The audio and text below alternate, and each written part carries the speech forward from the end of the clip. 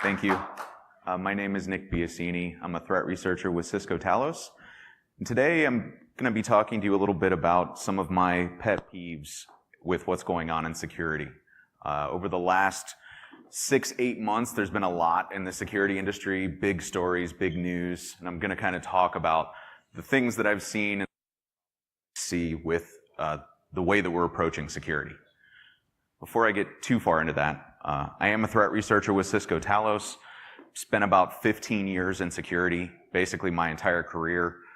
Started out as an analyst in a SOC, worked as an analyst, lead analyst, managed teams of analysts. I was an IPS engineer for a long time, was a SIM engineer. I like to say I've done everything but development. I am proudly not a coder and will never be. As far as threat hunting and what I do now, most of my research over the last couple of years has been focused primarily on exploit kits. I'm probably best known for the discovery of domain shadowing, which is the technique that exploit kits have been using, basically hacking registrant accounts and using that to host activity under malicious subdomains. And I've also done some research into Angler, kind of exposing how it works and what it was doing in the back end. So what am I here to talk to you about today? There have been a bunch of very high visibility attacks, a couple of high visibility vulnerabilities. They've had major impacts on the internet, and I'm asking the question, why? These types of threats shouldn't necessarily be setting the internet on fire, but yet for some reason they still consistently are. So the basic way that this is going to go is I'm going to talk about the attack, explain some of the technical details, and then I'm going to talk about why this should not have been as severe as it was and the things that we need to do better in the security industry on a day-to-day basis to help make these types of events a thing of the past and just stop repeating this same cycle seemingly over and over again. All right, the first one I'm going to talk about is the one that everybody's the top of basically everyone's mind, WannaCry. Everybody knows what WannaCry was. May 12th was the first time we saw a wormable ransomware attack. We have seen ransomware attacks before this that took the end user out of the equation. You know, historically, the way ransomware works is the end user has to do something. Open an email, click an attachment, go to a web page, something to get compromised. This was the first time where we saw an attack that was wholly self-sufficient, dropping a payload like ransomware. Was making use of the exploits that were provided as part of the shadow broker's dump. So there wasn't a 0-day involved, but yet still it was a huge, huge impact on the world. So let me talk a little bit about how WannaCry worked and what it did. Contrary to popular belief, there was no email vector, there was no other vector. This is a worm. It distributed itself by worming. The way that it did that is it scanned the internet on port 445 or scanned random addresses looking for systems that were listening. If it did find a system that was listening, it would deliver an exploit called Eternal Blue, which was from the shadow broker's dump, and a payload called Double Pulsar. At this point, it then checked to see if, one, the exploit was successful and Double Pulsar was delivered, or if Double Pulsar was already installed on the system, as if the system were already compromised. If either of those two were true, it then delivered its payload, which was the WannaCry ransomware. Once that payload was on the system, that's when the process is kind of forked. There's two main components to this. The first one was the portion that was responsible for propagation. And what that did is it would first start committing a web request to a very specific domain. If it did receive a response from that domain, it would then cease its propagation and move into the second function. If it did not get a response, then it would actually start worming, more or less. There were two separate aspects to that. One was it would scan the local subnet on port 445 looking for additional victims. The other was it uses a random number generator and would just randomly hit IP addresses. And it randomly generated all 4 octets. It wasn't randomly generating the first 3 and scanning the 4th. It was purely random, one IP to the next. Now, the other major part of this was the actual encryption or ransomware portion. This is pretty straightforward. There are a couple of subtle differences. It did use RSA 2048-bit encryption to encrypt the files. One interesting aspect of this was it did use 2 separate keys. It used one for 10 files that were then available to the end user to decrypt, so they could click the button and get 10 files back. Then it used a second key to encrypt the rest of the files. Those would be the ones that you would have to pay to get back. It also dropped a Tor client, which isn't all that unique. A lot of ransomware variants do that. One of the things that really stood out as different about this was the fact that instead of changing the user's background and dropping image files and text files and HTML files all over the desktop, it instead just used an executable. It actually dropped an application on the desktop and ran it. The reason it did that is it was actually pulling the ransom note directly from Tor. It's a subtle difference. Same effective result, but it is slightly different from what we typically see from various ransomware variants. Now, about the impact. When this actually happened, it was like the internet was on fire. There really wasn't, it seemed like there was no end in sight, right? You saw the headlines all over the world, more than 150 countries impacted, people being compromised all over the place. If it wasn't for the kill switch domain side of it, it probably would have been a lot worse. As a comparison, if you look at something like the Slammer worm, which was released 14, 15 years ago, if you open a packet capture, put an IPS sensor out on the open internet within 30 or 45 minutes, you will still see systems that are compromised by Slammer trying to compromise you. That's the thing about worms. They don't ever stop, right? Once they go, they never go away. This, theoretically, because of the kill switch domain will, but who knows, 5, 10 years ago, you may start seeing this rear its head again, just because if there's compromised systems, they're always going to be trying to replicate and propagate. That's just the nature of what worms do. So my biggest question to all of this was, why? Why is this happening? I don't understand. I understand it's a worm, it's bad, but why is this setting the internet on fire?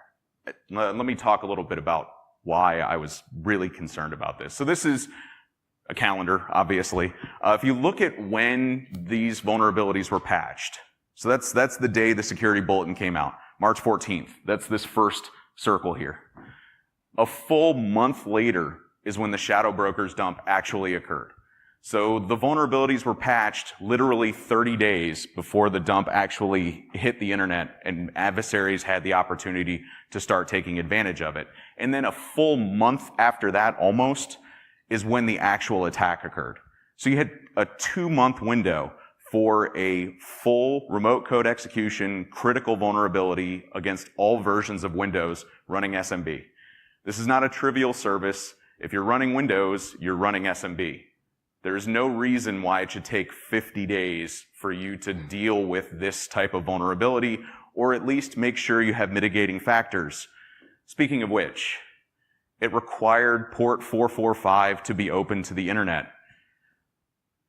It required port 445 to be open to the internet. If I'm a defender and I walk into an environment and I see that port 445 is open to the internet, this is my reaction. I'm devastated because I know that there's already so much wrong and so many systems potentially compromised. On the flip side of that, if I'm an attacker and I'm going after an environment and I see that port 445 is open, I know it's game on. I know I have just a huge repertoire of things that I can go after. It just doesn't make sense to me why this set the internet on fire when it does something like requiring you to have SMB open to the internet. Let me talk a little bit about defense. There's a bunch of things you could have done to help mitigate this. The first and most obvious is disable SMB v1. I understand enterprise environments, you have legacy applications, legacy systems, may not allow you to disable SMB v1. If you're a home user, number one, you probably shouldn't connect your laptop or your PC directly into the internet and allow everything in. But there's no need for you to have SMB v1 in your own environment, right? That's the first and easiest thing you could have done. Additionally, by default, Modern versions of Windows do not allow port 445 to be accessible on the internet. Maybe don't allow port 445 out to the internet. Seems like common sense, but apparently it's not. Patching. This is a tough one, right? In an enterprise environment, it can be difficult to deal with patching. I've spent most of my career in enterprise environments. It can be a challenge. However, having more than 50 days to help deal with this should have been something that should have had very high visibility in your organization, should have been escalated immediately to management and to the various groups inside your environment to say, look, this is serious. Understand that, yes, we have port 445 blocked on the internet, but if someone manages to get inside, this could be a very, very catastrophic event. And again, firewall, don't allow 445 from the internet, please. If there's one thing to take away, make sure you have a firewall rule that says deny IP any 445 on your border. It's probably a good one. And then defense in depth. Like, if you had an IPS that was worth its salt in 50 days after this type of vulnerability is out, you should have had coverage at the network level. This should have never even impacted your systems because you should have had IPSs in line somewhere along the way. And then again, the kill switch domain thing, it was just an odd characteristic for something like a worm.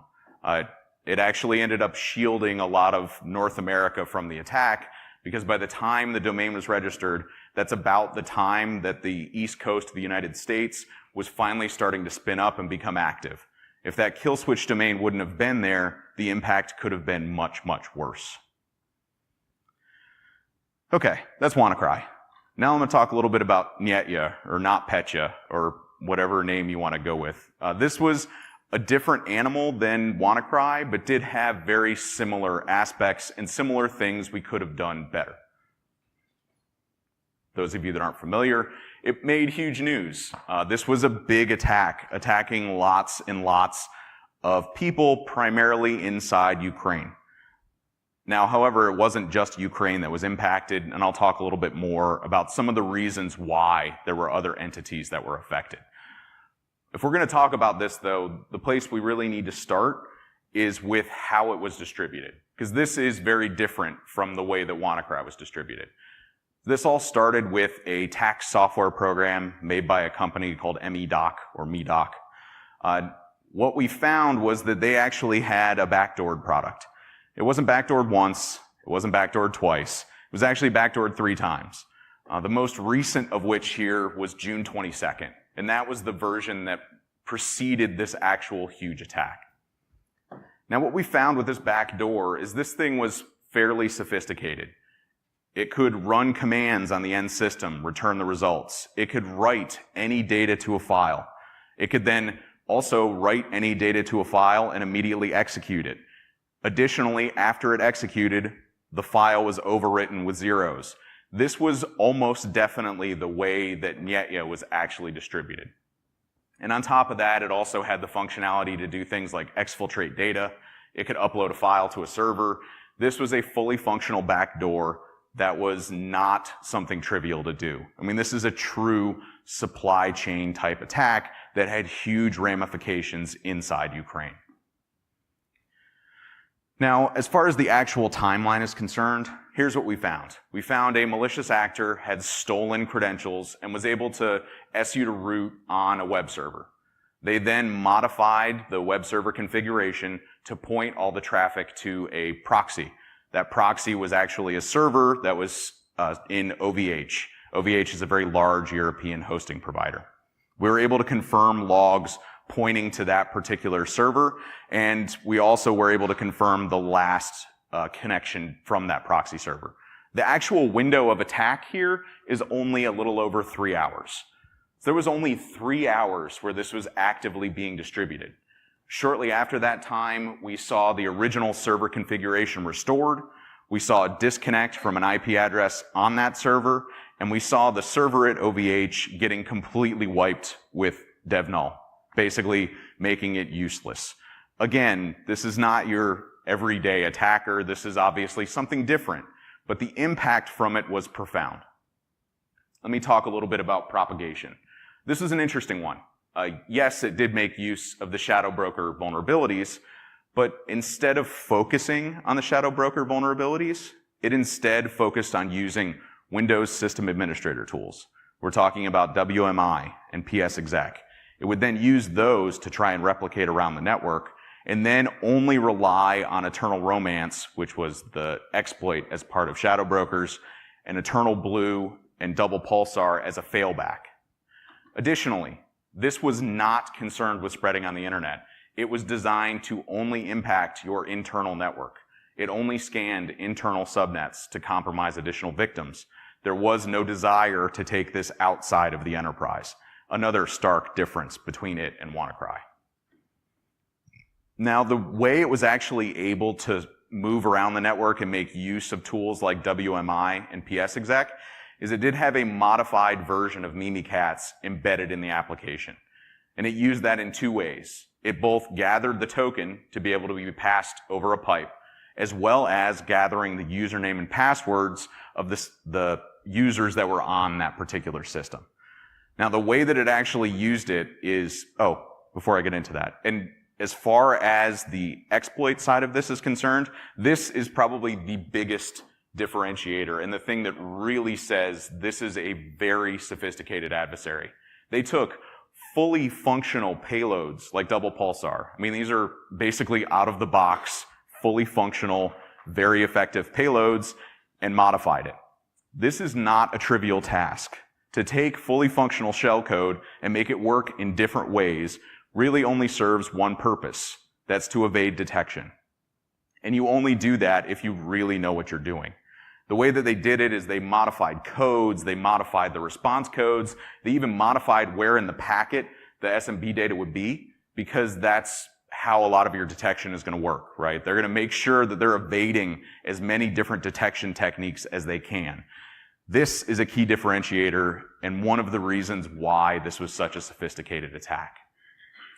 As far as the actual propagation via Windows admin tools, they used the token in PSEXEC as the way to move around the network.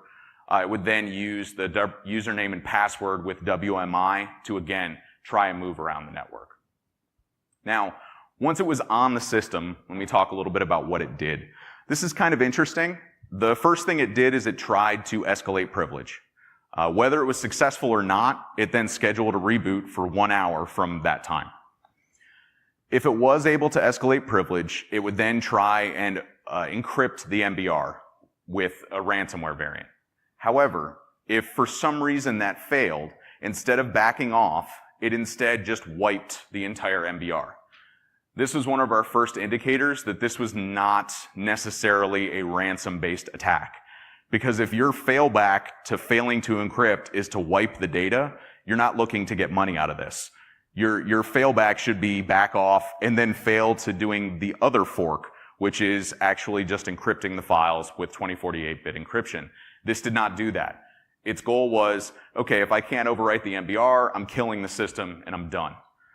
The other interesting thing it did is it took the actual step to make sure that it wiped all the logs. So that in case you really wanted to look and see what happened, they were going to make sure that they were going to make your life as difficult as possible.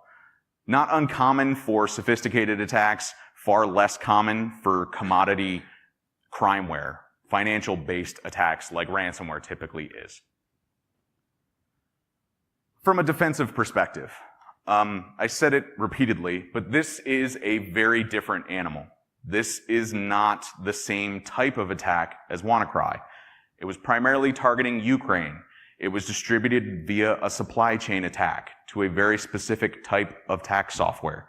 It did use the shadow broker vulnerabilities, but it only was using it as a failback. It wasn't a primary method of exploitation or propagation.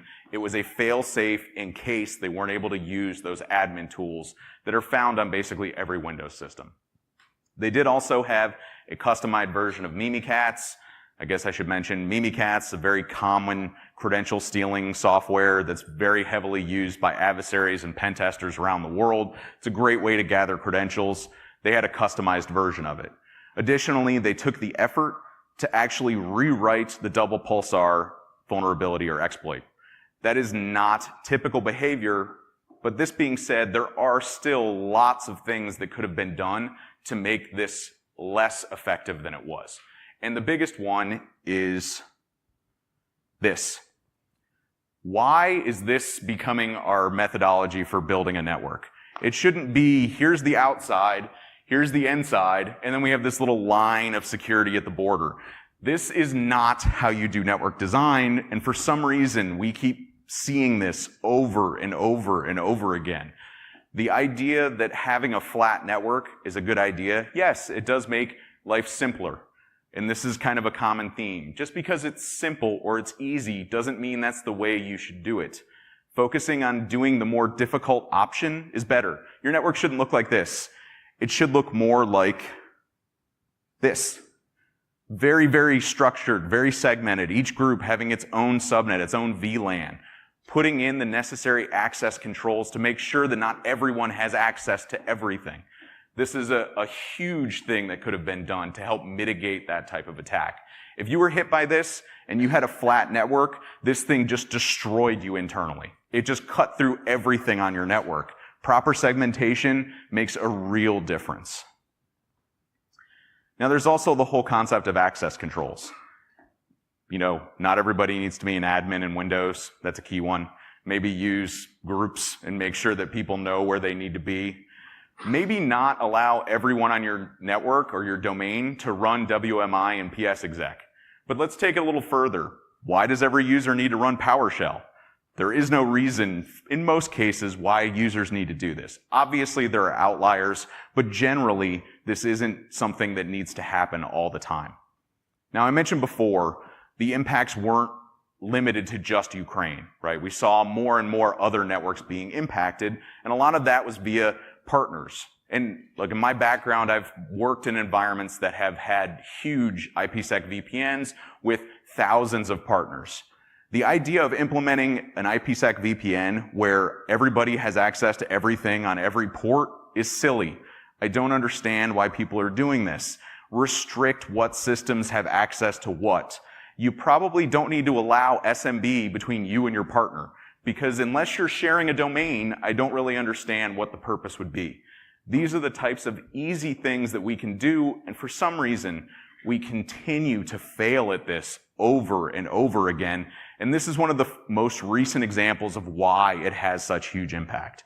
And again, you can do isolation via VLANs, making sure you have ACLs in place. These are the types of basic things that we can do that for some reason we are continually failing at. Okay, now I'm going to talk a little bit about vulnerabilities. And let me be clear here. I understand the value and importance of finding vulnerabilities, patching vulnerabilities. That's a very key part of what we do. That being said, we have got to calm down with the obsession over 0 days and vulnerabilities. Every vulnerability that comes out gets a logo, a name, a website, a podcast, you name it. I just don't get it. Like, vulnerabilities are horrible. They have a place, absolutely. But we need to kind of take a step back. When you have port 445 open to the internet, you being obsessed about this vulnerability makes absolutely no sense. But for some reason, that's where we sit today in security. Let me talk a little bit about the AMT vuln. It's a severe vulnerability. I understand that. It definitely has impact. But it specifically is around your out-of-band management. Okay? Your out-of-band management is typically the way that you get console access to your server if something is wrong, right? If you can't access it via your normal network interface, use out-of-band management to get there. But my question is, why was this so headline grabbing? I mean, this makes it sound like the sky is falling because there's a vulnerability against your out-of-bound management interface. The question I have is, who implements this? Who takes their internet and connects, you have like 3 ports on your server. Who connects the port that is used for your web server and then connects your out-of-band management on the same IP or the next IP address in the same VLAN and makes it accessible over the internet? I don't understand that. What's worse is I don't even understand who does this. Who gives access to all of their users to the out-of-bound management interface? There are 2 groups that should have access to your out-of-bound management. Security, system administration. That is it. I understand the application owners may desire that level of access, but then you use something like a jump server. You have a particular system that only they have access to. You then use that system to log into the out-of-bound management. This is not rocket science, but for some reason, this is still a major issue in security today. I just don't understand it. So how bad is it? You know, what state are we actually in? Yes, we saw WannaCry set the internet on fire. We saw Netya have a huge impact. The Intel AMT vuln was huge news, but how bad really is this? Well, let's start with port 445. Using Shodan in May, that is the amount of internet connected systems that had port 445 open to the internet. Now I realize port 445 is not exclusive to Windows, right? You have Linux systems that use Samba, but if you recall, earlier this year, there was a very critical RCE vulnerability against Samba on Linux platforms. So all of these systems are all potentially impacted by these types of vulns, but for some reason, there's almost 1 million systems listening on port 4.5 on the internet.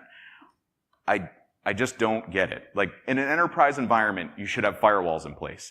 At home, you should be connecting via Wi-Fi or through your own router.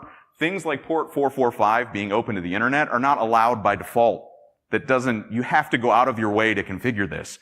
Even at the OS level, you have to go out of your way to configure this, but still, here we sit with almost 1 million systems potentially available and ownable because of that type of threat. And then as far as Intel AMT is concerned, there's 6,400 approximately systems that were listening on the internet for your out-of-bound management. That number is almost scarier to me because I don't understand how this happens. Even in a hosting provider doesn't do this, right? Your out-of-band management is not available from the internet. You can get to it, but you have to jump through hoops to get there. That's the whole point. It's very critical. You do not want this open to the internet. Even though it has a username and password on it, we all know how successful having a username and password on an interface works. It doesn't. People can crack it, especially if it's just sitting there out on the internet. Are you monitoring it? Do you know how many times people are logging into it? These are all things that for some reason we continue to fail at. This is probably my favorite headline from WannaCry. This is not new. None of this is new. SMB worms, got news for you. The first real critical SMB vulnerability that affected people on a wide scale came from 2003. For those of you that have been around for a long time, I'm sure you all remember this. This was actually my introduction to security, especially offensive security. This was my favorite vulnerability. It was so fun and easy to compromise systems. It then quickly gave rise to something called the blaster worm. Again, these are running against SMB. These are worms. This is 15 years ago. And here we sit today going through the exact same thing. Why do we keep making the same mistakes? Why do we keep allowing these things to be such a major impact in our networks and in our enterprises? So the last part I'm going to talk about today is kind of what can we do, right? What can we do to help mitigate this from being an issue? This might seem like a stupid one. We have got to try harder. It's stop taking the easy way out. Just because it's easy doesn't mean it's right. Take the hard road. Do things that make life a little bit more difficult. And please, please, please, stop having the default answer when anyone comes to you and asks you a question be no. Stop saying no. Start saying yes if or yes but. So someone comes to you and says, I need admin access on my box, instead of immediately telling them no, because once they hear no 25 times, they're going to either stop asking or find the one person in your environment that'll agree to do it without ask or without question. Instead, say yes if. So you want admin on our box? Yes, you can have that if you justify it. Tell me why you need access. Tell me how long you need access. Make sure that you have buy-in from your management chain and give me the opportunity to go to my management chain and say, look, here's the request, here's what needs to happen, and does everybody accept the risk? This is the problem. We've stopped evaluating risk like we used to. This is stuff we used to do 10, 15 years ago, and all of a sudden it's like we forgot. We just don't really think about it anymore. It just doesn't make any sense to me. And there's more that we can do. I'll talk about each of these a little bit more detailed, but doing things like prioritizing patching, doing network controls, securing your border, setting up proper user controls, centralized logging, and please, please stop obsessing about zero-day. So look, I've been in security a long time. If I had an adversary that had to use zero-day to get into my network, I'm wearing that as a badge of honor, because that means I am doing my job. Nobody just says, hey, you know what, I need to get into that environment. I'm going to waste $300,000 on a zero-day to get in there. Nobody does that. They start off by saying, I'm going to send a vulnerability from 9 years ago and see if I can get into a system. If somebody has to use a zero-day, you should be proud, because then it costs them several $100,000 to get in instead of them just being able to, I don't know, connect via an SMB connection from the internet. These are the types of things that for some reason we are utterly obsessed with and just is not practical. So let me start by talking about patching. Look, I've been in enterprise environments. You need to have deployment schedules. You need to have testing criteria. You need to have the groups that understand and buy in from everyone saying, here are the groups of systems we're going to patch. Here are the criteria we're going to use to get through this. Most critically, you have to get buy-in from the sysadmins, from your management. Make sure that they understand this is a big deal and here's why. And in the case of things like the shadow brokers dump, you need to have an accelerated patch process. Not the overwhelming majority of patches will never require it. But every once in a while, you're going to have that one vulnerability that you know would be devastating to you. You need to have a procedure in place to get the ball rolling, get the patching started, get everything done quickly and effectively. Or at the very least, have compensating controls. And look, in today's world, a 6-month patch cycle is unacceptable. You can't wait 6 months for a critical or a high vulnerability, or even a low vulnerability that has huge impact in your environment. That's another thing. Stop just evaluating the vulnerability based on the severity the vendor gives it. Just because it's a low vulnerability to the vendor does not mean it's a low vulnerability in your environment. Because it may be difficult to attack doesn't matter if you have 1,000 servers facing the internet that are potentially susceptible to the attack. These are things that we really need to deal with. And we still, I mean, this is not new, but we're still failing at it over and over again. And this is kind of a general thing. Being defensive and doing defensive security is really, really hard. Offensive security is easier. And the reason I say it's easier is they have to be right once. You have to be right every single time. It is very, very difficult, but for some reason we still, we haven't gotten it yet. I keep hoping that it's going to get better, but it systematically seems to have gotten worse over the last 5 or 10 years. As far as network controls are concerned, I got a couple free firewalls rules for you. Go ahead and deny, not just deny inbound, deny it outbound. Why do your users need to connect to SMB shares on the internet? They don't. Do you want to facilitate the spread of the next WannaCry? Do you want to facilitate someone being able to exfiltrate data out of your network just because they can connect to an SMB share? These are all things that we should be doing. I've said it before, network segmentation, doing proper network segmentation. This is a key one. Audits. Audit your firewall. If someone puts in a request to add a rule to the firewall, in almost no circumstance should there not be an expiration date attached to it. With the exception being, if someone's standing up a new server that's using a function, yes, you may have a permanent firewall rule. But everything else, you should have an expiration date. It should be reviewed periodically, and you need to get renewed justification for why it needs to be allowed in. The days of you know, there's probably a lot of people that looked at their firewall and realized on line 6,423 of their main ACL, there was a rule saying permit IP any port 445.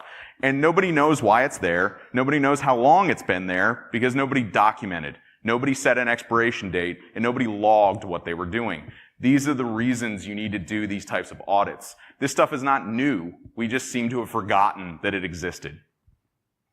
Doing external scanning. That's one of the ways you can find out if port 445 is open to the internet, is if you scan yourself from the outside. This is another key thing that not everybody does. Make sure that you know what's actually accessible from the internet because you tried to get in from the outside. If you don't scan every port and scan your entire IP space, if you don't look for the vulnerabilities that might be there, you could miss something.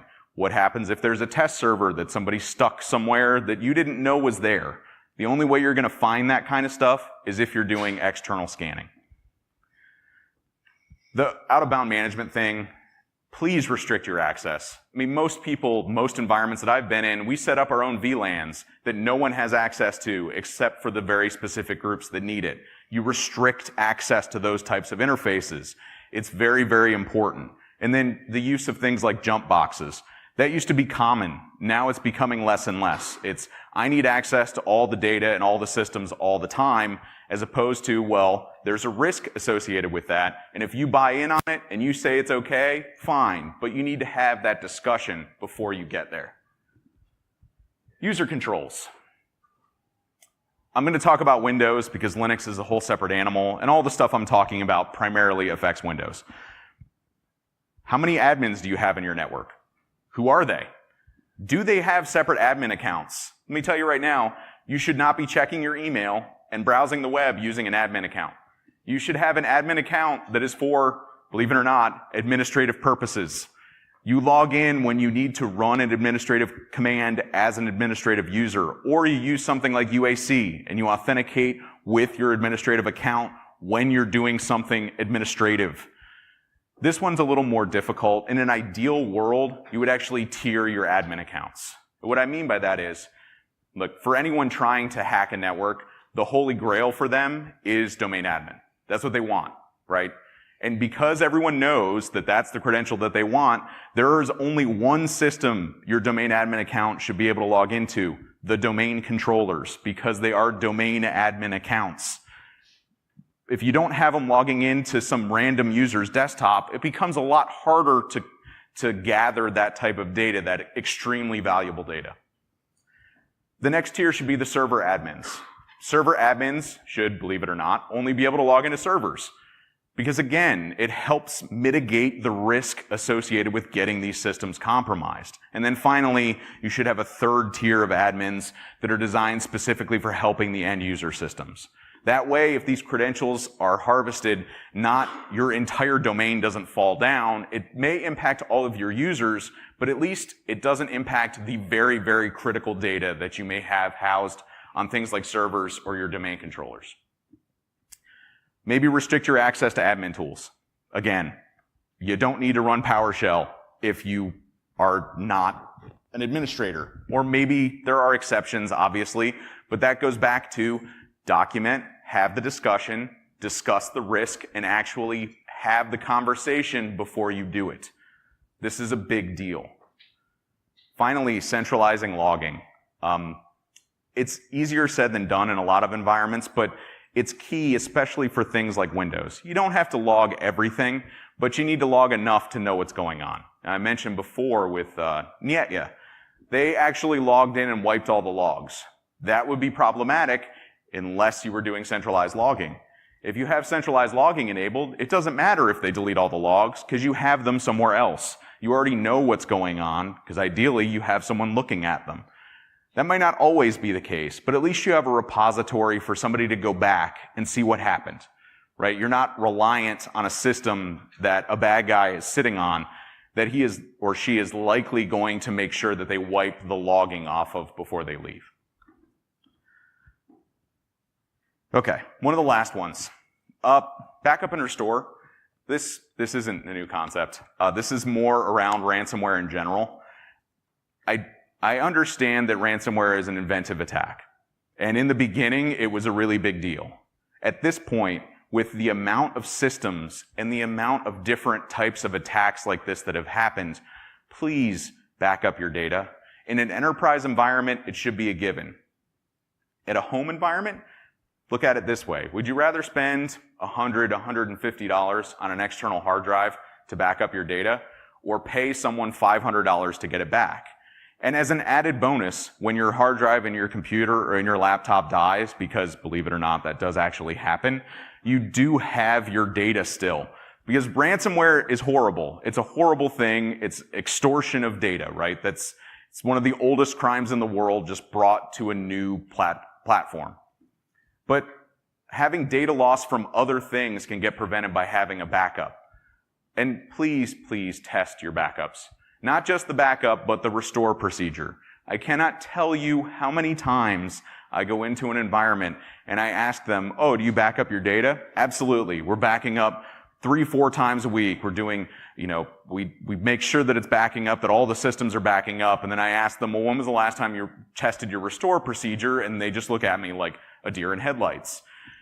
You have to test your procedure. Anytime you upgrade any software associated with your backup, you need to test your restore procedures, because there's nothing worse than assuming that you have your data and something horrible happens and you need to restore from it and you realize, oh no, it doesn't work because we didn't test it.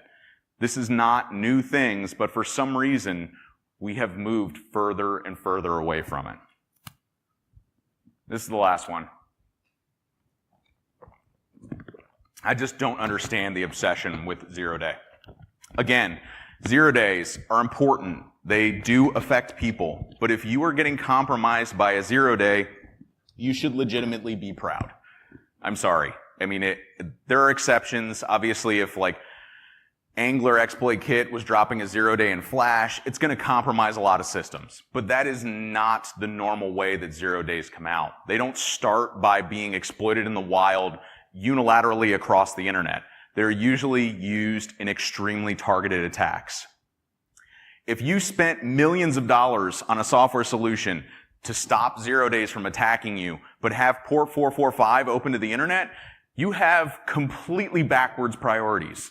You need to go back to basics. We need to take a step back, move back to the times of, believe it or not, the late 90s, early 2000s. Sadly, we almost did security better then than we do today. I don't understand it. All right, in conclusion, look, SMB worms aren't new. We've seen them as far back as 2003. That's 15 years ago. All of this stuff continues to be cyclical, much like word macros. Not new. They've been around for a really, really long time. They fell out of favor and now have come back. And don't get me wrong, we're making strides in securing our systems better and better. But just because a system has security protections in place doesn't mean that we can be stupid about how we implement our networks and our security infrastructure.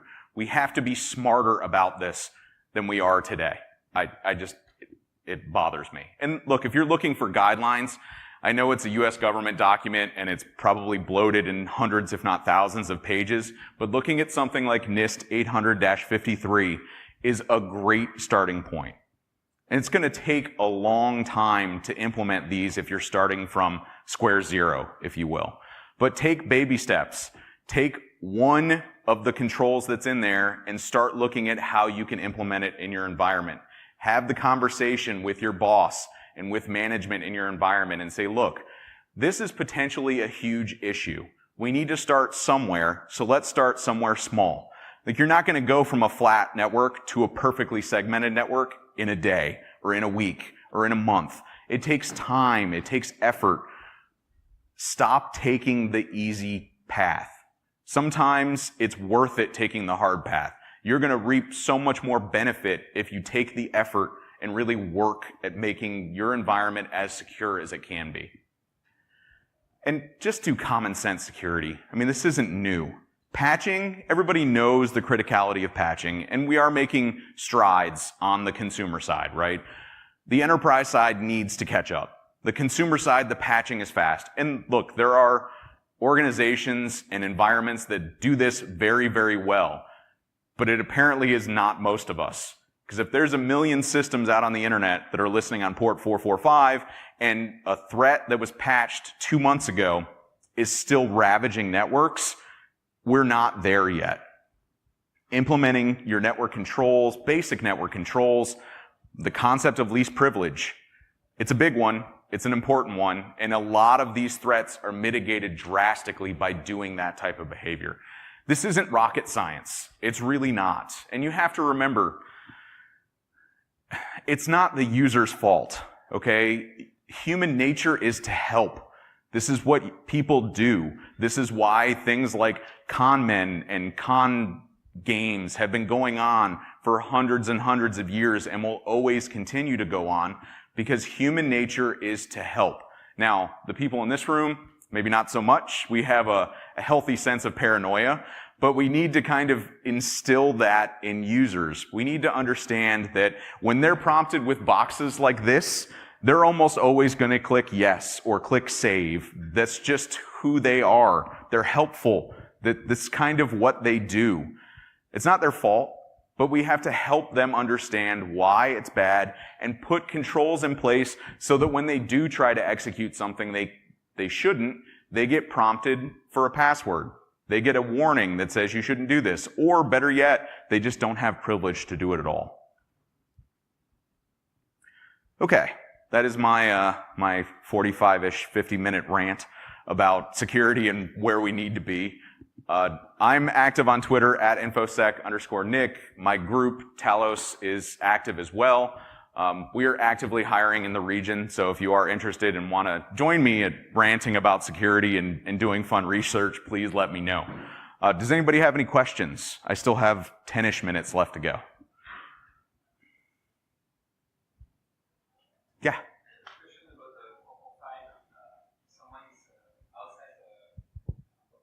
Mm-hmm.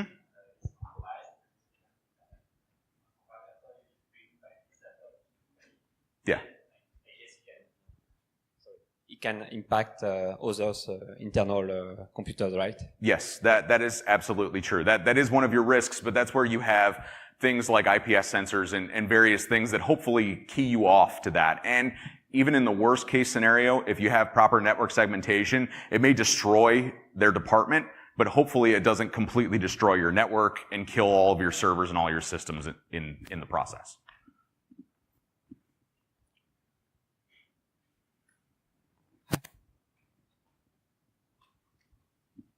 Hi. Hello. Thanks. When we are talking about like patch cycle, backup data, segmentation, and centralized logging, so for each section there is a cost involved. Mm-hmm. So why we are not doing? Because of the cost. This is true. There is cost, and that. So, oh, go ahead. Yeah. So how we make it easier for the users to get help with this cost? So in an enterprise environment, it's a little bit different. Obviously, you kind of have to prioritize. You have budgets, not of just monetary budgets, but you even have like human budget, right? How many resources do you have to develop something? That's all about prioritization of what the most important things are to do. From an end user perspective, that's a little bit more difficult. Some of the things is, how about you don't help them along the way? Like port 445, not open to the internet by default. You have to add a firewall rule into Windows to allow you to have that access. Those are the types of things that you have to kind of think about and be better at. Those are the things. It's more education perspective from an end user perspective than anything else. Yeah, but when you're talking about 445, it's not the only way this kind of attack can be dealt, because there is a more sophisticated way to attack like WannaCry or Petaware, mm-hmm. where you have a file in a mail, you downloaded it, and it actually started spreading internally, kind of lateral movement. Mm-hmm.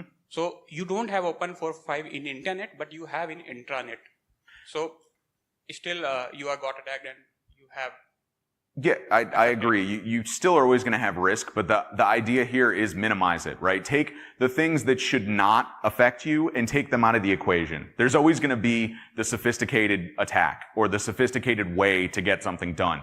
You're not going to eliminate your vulnerability to this, but it's about narrowing the scope, right? You got to make sure that the things that are just ravaging out there on the internet aren't as easily affecting you as they can be. It's those types of little wins that we have to take, because we're still a long way off from having to worry about the more advanced approaches, unfortunately.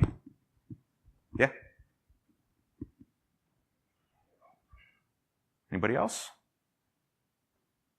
Okay, excellent. Thanks a lot.